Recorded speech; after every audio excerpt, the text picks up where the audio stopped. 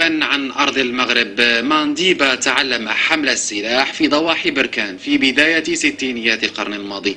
في ذلك الإبان احتضن المغرب حركات التحرر الإفريقية ومدها بالدعم اللوجستيكي لنيل استقلالها. ربورتاج عبد الصمد طعام. صور نادرة وذات رمزية قوية تؤرخ الاحتضان المغربي لنضال الأفارقة ضد الاستعمار.